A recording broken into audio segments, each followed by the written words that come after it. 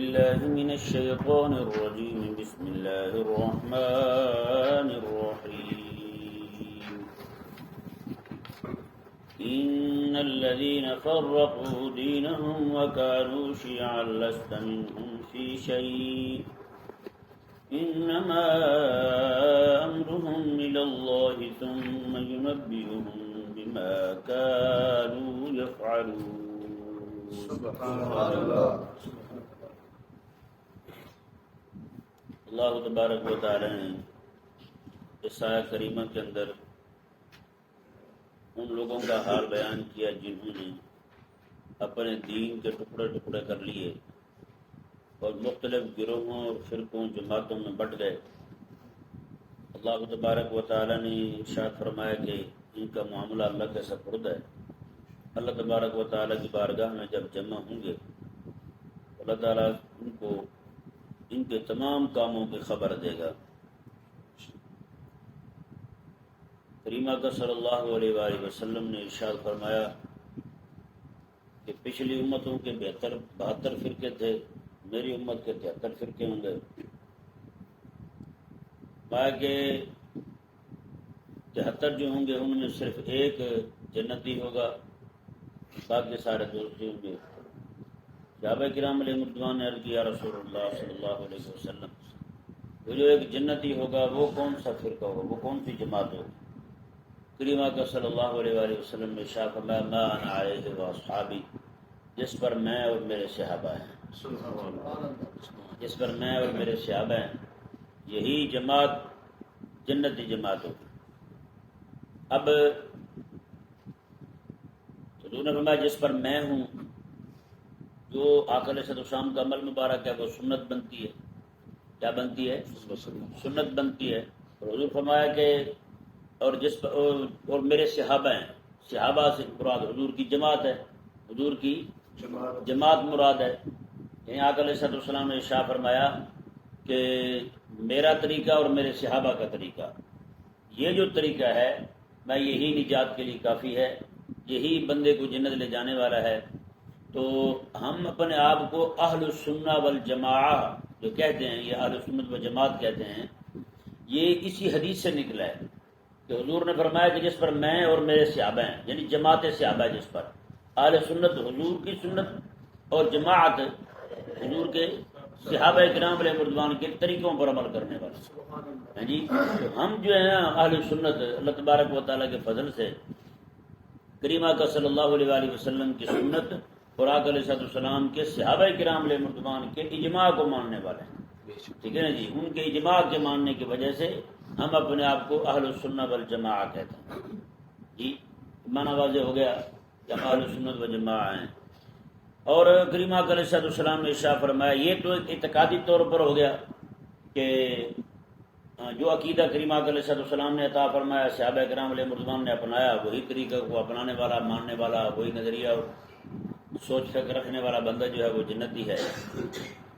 اب یہاں پہ ایک بات اور بھی ثابت ہوتی ہے اسی سے کہ آقا علیہ السلام نے فرمایا کہ وہ فرقہ نجات پائے گا، وہ جماعت نجات پائے گی، وہ گروہ نجات پائے گا جو اس طریقے پر ہوگا جو طریقہ میرا اور میرے صحابہ کا ہے.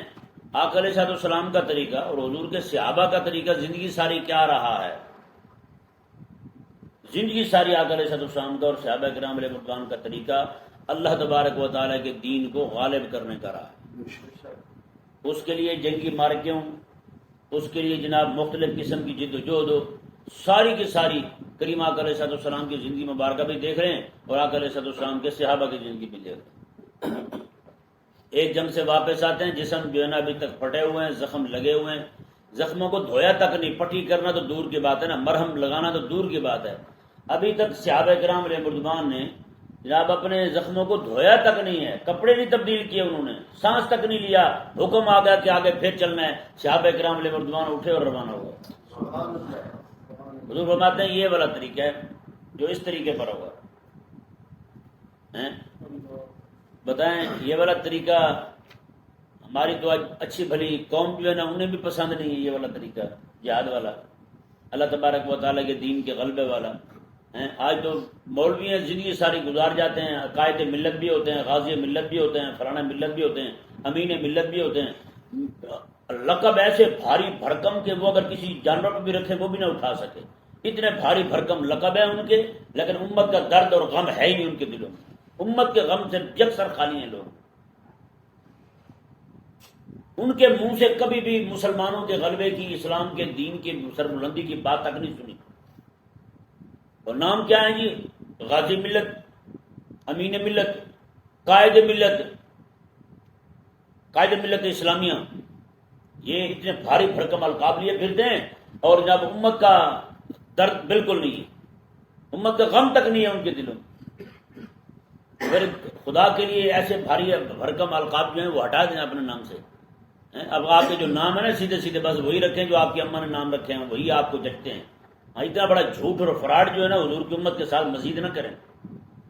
مسلمانوں کو جاتے ہوئے ٹرین سے نکال کے ہندو مشرک قتل کر دیں، جی صرف گائے کے ذبح کے شبے میں مسلمانوں کو قتل کر دیں، جی مسلمان بہنوں کے بیٹیوں کے برقعے نوچے جائیں، اور یہ قائد ملت ہیں وہ ستو پی کے سوئے ہوتے ہیں۔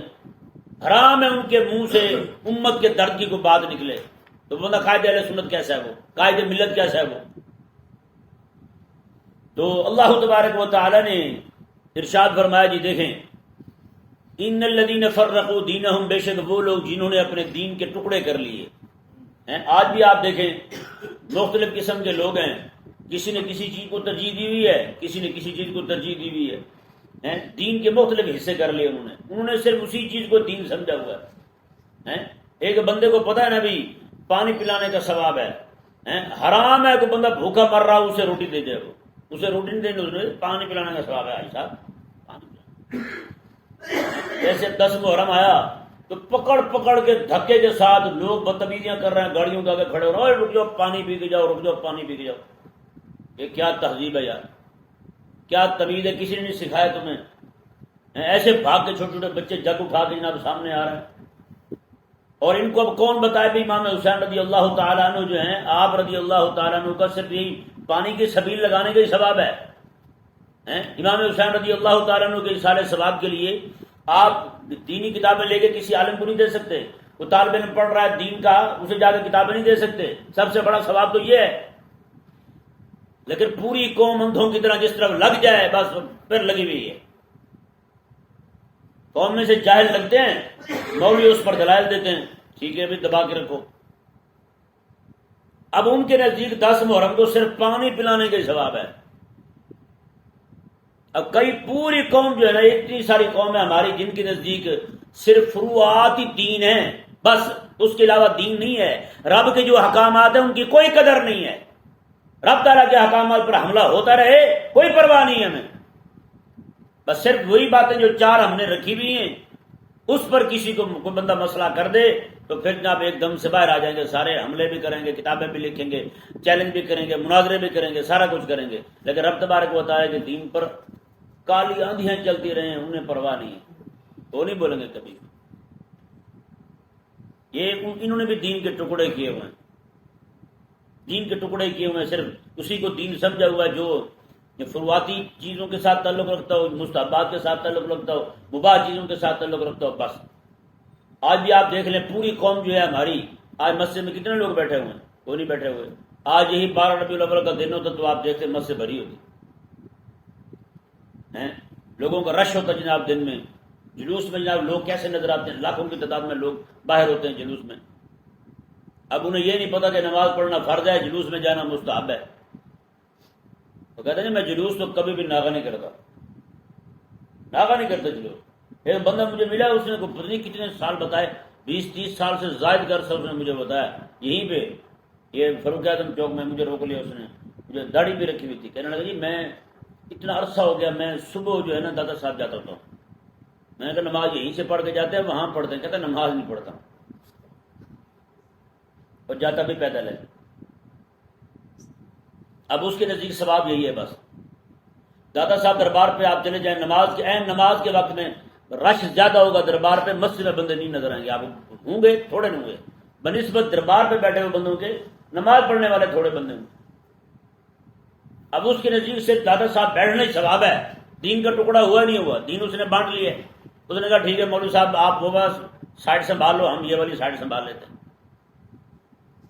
اب وہ جو بندہ لیے بیٹھا ہے دربار پہ بیٹھا ہے وہ تو دین ہی نہیں ہے اس کے پاس، دین کون سا بھائی؟ کہاں ہے حکم الہی کہ رب کے حکم کو چھوڑ کے دربار پہ بیٹھا رہے؟ کہاں فرمایا رب تبارک و تعالی نے؟ عجیب نظام ہے۔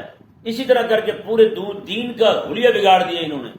اور اللہ تبارک و تعالی نے ارشاد فرمایا ان الذین فرقوا دینہم، بے شک انہوں نے دین کے ٹکڑے کر لیے، وکانوا شیعا، اور انہوں نے گروہ بنا لیے۔ اللہ نے ارشاد فرمایا لست منہم فی شیء، حبیب پیارے آپ کا ان میں سے کسی کے ساتھ کوئی تعلق نہیں، آپ کا تعلق نہیں ہے ان کے ساتھ جو فرقوں میں پڑے ہوئے ہیں، جو فرقے کھیل رہے ہیں نا، ہاں جو مسلک کھیل رہے ہیں نا، حبیب آپ ان کے ساتھ کوئی تعلق نہیں ہے۔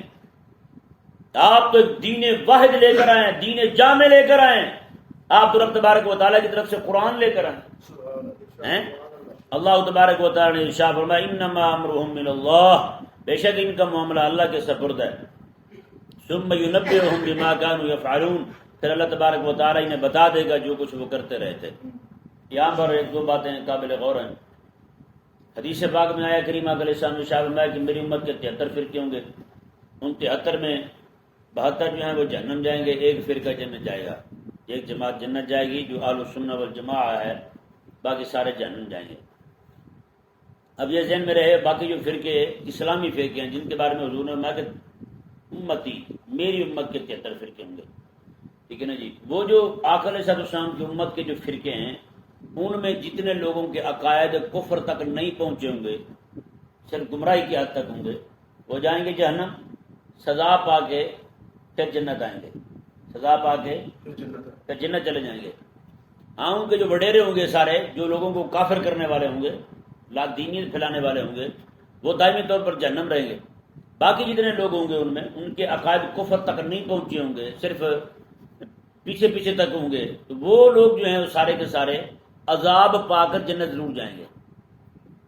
اب اس حدیث پاک سے یہ تو ثابت ہو گیا کہ ایک اہل السنہ کے علاوہ باقی جتنے بھی ہوں گے سارے جہنم جائیں گے۔ اب سوال اور اشکال یہ پیدا ہوتا ہے کہ اہل سنت جو ہوں گے کیا خیال ہے اس کا سنی ہونا کافی ہے، باقی جو مرضی کام کرتا رہے وہ جنت جائے گا؟ سمجھ آیا نا مسئلہ؟ اب اس سے تو ثابت ہو گیا کہ جو سنی ہوگا بد عملی اختیار کرے گا جہنم وہ بھی جائے گا، اور باقی جو 72 فرقے ہوں گے ان میں جو بندہ جس کا عقیدہ جو ہے وہ حد کفر تک پہنچ گیا وہ تو دائمی جہنمی، اور جس کا عقیدہ حد کفر تک نہیں پہنچا وہ بھی جہنم جائے گا۔ دخول فی النار کا مزہ وہ بھی چکھے گا، جائے گا جہنم، عذاب پا کے پھر واپس آئے گا۔ جی اب آقا علیہ السلام نے شاہ فرمایا کہ میری امت کے 73 فرقے ہوں گے، ان میں جو ہے وہ 72 جہنم جائیں گے، ایک جنت جائے گا۔ اب اس میں فرق کیسے ہوگا؟ سنی بھی جائے جہنم میں، وہ بھی جائے جہنم میں، اور آقا علیہ السلام کا فرمان ہے کہ جو میرے طریقے پر ہوگا وہ جہنم نہیں جائے گا، میرے صحابہ کے طریقے پر ہوگا وہ جہنم نہیں جائے گا۔ تو یہاں فرق جس چیز سے ہوگا نا وہ ہے عقیدہ۔ کیا ہے؟ عقیدہ اور عمل۔ سنی بندہ جو ہے اس کا عقیدہ ٹھیک ہوگا اور عمل میں اگر خرابی ہوئی تو جہنم جائے گا، جہنم جائے گا اپنی سزا پانے کے لیے۔ اور دوسرا بندہ جو باقی 72 فرقوں میں سے وہ بندہ جہنم، جتنے بھی لوگ جائیں گے ان کے جہنم، وہ اپنے عقیدے کی خرابی کی وجہ سے جائیں گے، اگرچہ ان کو بھی ان کے عمل کی خرابی کی سزا ہوگی، لیکن ان کی سزا جو ہے وہ زیادہ سخت ہوگی بنسبت اس سنی کے۔ یہ سنی مسلمان ہے، یہ جا رہا ہے اپنی عملی کوتاہی کی وجہ سے جہنم میں، وہ جا رہا ہے اپنی بدعقیدگی کی وجہ سے، یہ بد عملی کی وجہ سے جا رہا ہے، وہ بدعقیدگی کی وجہ سے جا رہا ہے۔ اور اب آپ ذرا خود اندازہ لگائیں، عمل بڑا یا عقیدہ بڑا؟ عقیدہ بڑا ہے نا، تو اس میں بڑی خرابی ہے، وہ اپنی بڑی خرابی کی وجہ سے جہنم جا رہا ہے اور یہ اپنی چھوٹی خرابی کی وجہ سے جہنم جا رہا ہے، لہذا ان دونوں کا جہنم جانا برابر نہیں ہے، ان دونوں کا جہنم جانا برابر نہیں ہے۔ لہذا اس اشکال کا آسان جواب یہی ہے کہ سنی جو ہے وہ اگر جائے گا جہنم میں تو اپنی بد عملی کی وجہ سے جائے گا جہنم میں، باقی جتنے فرقے ہوں گے اگر ان کے عقائد حد کفر تک نہ پہنچے ہوئے تو وہ جہنم جائیں گے اپنی بدعقیدگی کی وجہ سے، اپنی گمراہی کی وجہ سے، اور جتنے لوگ ان کے عقائد حد کفر تک پہنچ چکے ہوں گے وہ جہنم جائیں گے اپنے کفر کی وجہ سے۔ وہ اور ابو جہل، ابو لہب جب تک وہ جہنم میں رہیں گے یہ بھی رہیں گے، کیونکہ ابو جہل ابو لہب نے جہنم سے آنا نہیں ہے باہر، انہوں نے بھی جہنم سے باہر ہے نہیں آنا، یہ دائمی طور پر وہاں رہیں گے۔ اب دیکھیں جی آیت مبارکہ، اللہ تبارک و تعالی نے ارشاد فرمایا من جاء بالحسنۃ فلہ عشر امثالھا، میں کہ جو بندہ نیکی لے کر آئے نا قیامت والے دن تو اس کے لیے اس کی 10 گنا اسے دیا جائے گا، 10 گنا اسے دیا جائے گا۔ جو نیکی کر کے آئے نا اس کے نام مال میں 10 گنا لکھا جائے گا، یعنی 10 گنا کا اجر دیا جائے گا۔ کہ ابھی نماز پڑھی ہے نا ہم نے، ایک نماز پڑھی نا فجر کی، ہاں جی کتنی رکعتیں پڑھی؟ 2 پڑھی ہے نا، لیکن عند اللہ اللہ تبارک و تعالیٰ کے ہاں یہ 10 نمازیں اور 20 رکعتیں لکھی جائیں گی۔ کتنی لکھی جائیں گی؟ 20 رکعتیں۔ ہر سجدے میں تسبیح 3 بار پڑھی ہم نے، ہاں جی 30 بار تسبیح لکھی جائے گی ہماری اللہ تبارک و تعالیٰ کے ہاں، اور وہی اجر اللہ تعالیٰ عطا فرمائے گا۔ یہی رب تبارک و تعالیٰ نے سایہ مبارکہ میں وعدہ فرمایا۔ تشہد آپ نے 1 بار پڑھا لیکن 10 بار لکھا جائے گا۔ اشہد ان لا الہ الا اللہ وحدہ لا شریک لہ واشہد ان محمدا اشہد ان لا الہ الا اللہ واشہد ان محمدا عبدہ ورسولہ، یہ آپ کا پڑھا 1 بار لکھا 10 بار جائے گا، پڑھا آپ نے درود 1 بار لکھا 10 بار جائے گا جی۔ اسی طرح کر کے نماز فجر پوری کی پوری 10 بار لکھی جائے گی۔ آپ کا جو درس سن رہے ہیں قرآن کریم کا یہ بھی بڑی بار لکھا جائے گا۔ یہ میں ابھی کھولتا ہوں بات کو، لیکن یہاں پہ ایک بات بڑی قابل غور ہے، تو اللہ تبارک و تعالی نے ارشاد فرمایا، یہ نہیں فرمایا کہ من فعل الحسنۃ جس نے نیکی کی، نہیں بلکہ فرمایا من جاء بالحسنہ جو بندہ نیکی لے کر آیا، کیونکہ نیکی کرنا بڑا آسان ہے، اسے بچانا بڑا مشکل کام ہے۔ نیکی کر تو لیتے ہیں ہم، ہاں ہر بندہ کھڑا ہو کر نیکی کر لیتا ہے، رب فرماتا ہے کہ یہ نہیں کہ کر لی ہے تو نے، یہ نہیں اتنا کافی نہیں ہے، بلکہ فرمایا اس نیکی کو کر کے زندگی بھی ساری اسی نیکی کو بچاتے ہوئے گزرے، پھر وہی نیکی لے کر میرے پاس قبر سے اٹھ کر میدان محشر میں بھی آ۔ من جاء بالحسنہ نیکی کو لے کر آئے وہاں، اللہ اکبر کتنی بڑی بات ہے، من جاء بالحسنہ نیکی کو لے کر آئے۔ اس سے معلوم ہو گیا کہ نیکی کرنا بڑا آسان ہے لیکن اسے بچانا بڑا مشکل کام۔ رب تبارک و تعالیٰ نے یہاں یہ فرمایا من جاء بالحسنہ جو نیکی لے کر آئے، مطلب یہ ہے کہ نیکی کو بچا کر آئے، وہی فاتح ہوگا جو اپنی نیکی کر کے یہاں سے بچا کر لے جائے۔ اللہ تبارک و تعالیٰ نے ارشاد فرمایا جی دیکھیں، اور قرآن کریم میں ایک اور مقام پر بھی ارشاد فرمایا رب تبارک و تعالیٰ نے، یہاں تو ایک کے بدلے میں 10 نیکیاں۔ قرآن کریم میں رب تعالیٰ نے ارشاد فرمایا کہ جو بندہ اللہ تبارک و تعالیٰ کے نام پر دیتا ہے، ہاں جی اس کو 1 کے بدلے 700 گنا، 1 کے بدلے 700 گنا۔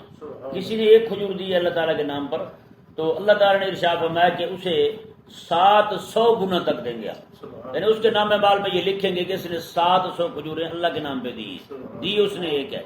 اور آگے اللہ نے ارشاد فرمایا واللہ یضاعف لمن یشاء، اللہ تعالیٰ جس کے لیے چاہتا ہے نا اس کی نیت میں جتنا اخلاص ہو درد ہو، اللہ فرماتا ہے کہ میں اس کا یہ بھی دگنا کر دیتا ہوں، یہ بھی دگنا کر دیتا ہوں۔ اب حدیث پاک مسند احمد شریف میں ہم نے لکھ کے بھی رکھی ہوئی تھی، یہاں پہ پتہ نہیں موجود ہے یا نہیں، مسند احمد شریف میں حدیث پاک کریمہ کا صلی اللہ تعالی علیہ وآلہ وسلم نے ارشاد فرمایا، راوی اس کی حضرت ابو ہریرہ ہیں، حضرت ابو ہریرہ رضی اللہ تعالیٰ نے ایک جگہ حدیث بیان کی نیکیوں کے زیادہ ہونے والی، کسی نے کہا کہ قرآن کریم میں تو اتنا آتا ہے آپ نے زیادہ بیان کر دیا۔ میں یاد ٹھہرو، میں نے تو آقا علیہ السلام سے 1 نیکی کے بدلے میں 20 لاکھ نیکیوں کا بھی سنا ہوا ہے، 20 لاکھ نیکیوں کا بھی سنا، اندازہ لگا۔ اب اس سے بھی اگلی حدیث سنیں، کریم آقا صلی اللہ تعالی علیہ وآلہ وسلم نے ارشاد فرمایا کہ میرا غلام جو ہے نا میرا امتی اللہ تعالیٰ کے نام پر 1 کھجور دیتا ہے، اللہ تعالیٰ کے دین کے لیے 1 کھجور دیتا ہے، میں میرے آقا کے سامنے اللہ تبارک و تعالیٰ اس کھجور کو پالتا رہتا ہے، قیامت والے دن جب اسے دے گا اللہ تعالیٰ تو وہی کھجور جو ہے اود پہاڑ جتنی ہوتی۔ اب بتائیں اود پہاڑ جو ہے نا اس کی لمبائی چوڑائی ساری ناپی گئی تو 6 میل بنتی ہے، کتنی ہے؟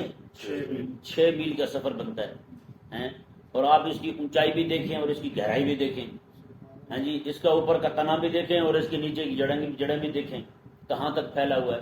اب دیکھیں کہ آقا علیہ السلام سے ایک قرآن کریم میں 10 گنا تک، 700 گنا تک، اس سے دگنا یعنی 1400 گنا تک، پھر حدیث پاک میں 20 لاکھ تک نیکیاں ایک نیکی کے بدلے میں لکھی جاتی ہے، بڑھ جاتی ہے نیکی اس بندے کی۔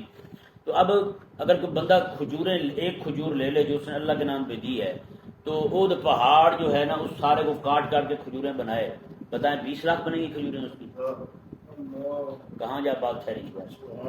کروڑوں اربوں کھجوریں نکلے اس میں سے ہیں۔ تو یہ رب تبارک و تعالیٰ کا کرم نہیں ہے کہ کتنا عطا فرماتا ہے تمہارے ہیں۔ اب یہ مسئلہ سماعت فرمائیں، حضرت امام قرطبی رحمہ اللہ ارشاد فرماتے ہیں اسی آیت مبارکہ کے تحت تفسیر قرطبی میں آپ فرماتے ہیں کہ باقی جتنی بھی نیکیاں نا، جتنی بھی نیکیاں وہاں پر ہر ایک نیکی کے بدلے میں 10 گنا ملتا ہے۔ کتنا ملتا ہے؟ 10 گنا ملتا ہے۔ میں کہ واحد نیکی وہ ہے جو اللہ تبارک و تعالیٰ کے دین کے غلبے کے لیے کی جائے، یعنی اللہ تعالیٰ کے دین کے غلبے کے لیے مال دیا جائے ہیں۔ تو آپ فرماتے ہیں کہ وہاں پر اللہ تبارک و تعالیٰ باقی جتنے اجر ہیں 700 والے 1400 والے اس سے زیادہ وہ اللہ تبارک و تعالیٰ وہاں عطا فرماتا ہے۔ سمجھایا مسئلہ؟ کتنی بڑی بات ہے۔ اور یہی فتاوی رضوی میں سیدی اعلیٰ حضرت امام اہل سنت امام احمد رضا حنفی الماتریدی رحمہ اللہ سے سوال کیا گیا کہ ہمارے پاس پیسے پڑے ہوئے ہیں محفل کے، 11ویں شریف کے، میلاد کے، تو وہ اب ایک بچہ ہے مدرسے کا پڑھنے والا، اس کے پاس کتابیں نہیں ہیں، ضروریات کی چیزیں نہیں ہیں، انتہائی نادار ہے، کیا ہم وہ محفل کے پیسے، میلاد کے 11ویں کے پیسے اسے دے دیں تو کوئی مسئلہ تو نہیں ہوگا؟ اعلیٰ حضرت رحمہ اللہ نے ارشاد فرمایا کہ تم یہاں لنگر بنا کے جو بانٹو گے اس کا ثواب تمہیں 10 گنا ملے گا، وہ پیسہ جو مدرسے کے طالب علم کو دو گے اور وہ دین پڑھے گا رسول اللہ علیہ السلام کا، میں کہ وہی 11ویں ہے، اصل وہی 11ویں ہے۔ جب پڑھ کے حضور کا دین تو آقا علیہ السلام کی دین کی خدمت کرے گا تو فرمایا یہ تو زندگی ساری غوث پاک کے نام مال میں ثواب جمع ہوتا رہے گا۔ بڑی 11ویں تو یہی ہے ہیں جی۔ اب میں سچی بات کہہ رہا ہوں، اس سے بڑی نیکی کوئی نہیں۔ جتنا بھی ہم پیسہ خرچ کرتے ہیں دائیں بائیں آگے پیچھے، اس سے بڑی کوئی نیکی نہیں ہے کہ اپنا پیسہ جو ہے نا کسی بھی دینی طالب علم پر لگائیں، اسے کتابیں لے کر دیں، اسے ضروریاتی زندگی کی چیزیں لے کر دیں ہیں جی، اسے فارغ البال کر دیں، اسے کہیں کہ آپ فکر نہ کریں، آپ صرف پڑھیں، باقی خرچہ سارا میں آپ کو دوں گا۔ اس سے بڑی نیکی کوئی نہیں۔ قسم خدا کی کہہ رہا ہوں، اس وقت جو مولوی بیچارے تیار ہو رہے ہیں مدارس میں پڑھانے والے بھی ایسے ہیں، تیار ہونے والے بھی مربی بھی ایسے ہیں، اور جس کی تربیت ہو رہی وہ بھی ایسے ہیں۔ اگر کوئی بندہ اس وقت خالص دین حضور کے دین کا عالم بندہ تیار کر کے حضور کی امت کو دے دے، جو کسی کا منہ دیکھے بغیر حضور کا دین بیان کرے، میں کہتا ہوں اس سے بڑی نیکی پوری کائنات میں کوئی نہیں۔ یہ ذہن میں رہے۔ رب تبارک و تعالی نے ارشاد فرمایا من جاء بالحسنۃ فلہ عشر امثالھا، میں جو بندہ ایک نیکی لے کر آئے تو اس کو 10 گنا عطا فرمایا جائے گا۔ ومن جاء بالسیئۃ، اور جو بندہ کو گناہ کر کے آئے تو فلا یجزا الا مثلھا، تو اسے صرف اسی کے مثلی سزا ہوگی۔ یہ کریم کا کرم نہیں ہے یار۔ نیکی لے کر آئے تو رب فرماتا 10 لکھ دو، گناہ لے کر آئے تو میں نہیں ایک کیا تو ایک ہی لکھ دو۔ اللہ اکبر، اب بھی بندہ سیدھا نہ ہو جائے۔ اللہ اکبر۔ اللہ تعالیٰ نے ارشاد فرمایا وَهُمْ لَا يُظْلَمُونَ، میں اور کسی پر ظلم نہیں کیا جائے گا، کسی پر ظلم نہیں کیا جائے گا۔ اللہ تبارک و تعالیٰ سمجھنے کی توفیق۔